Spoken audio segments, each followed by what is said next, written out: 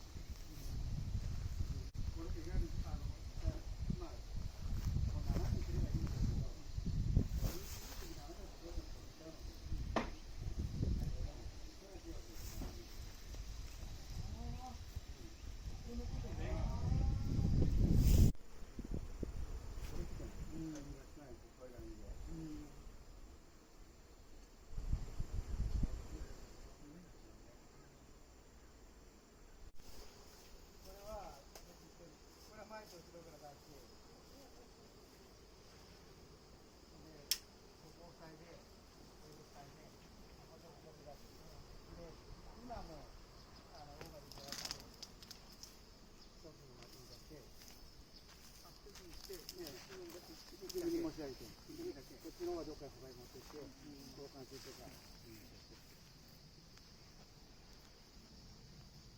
一級でしたときに、他で応対になるまで育成して応対を持ってきたんですか？持ってきたね。そうですよね。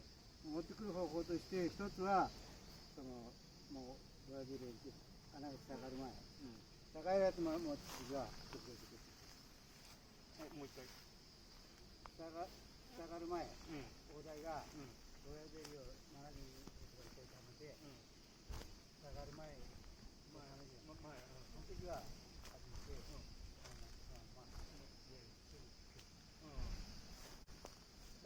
下がっちゃうと、やつは、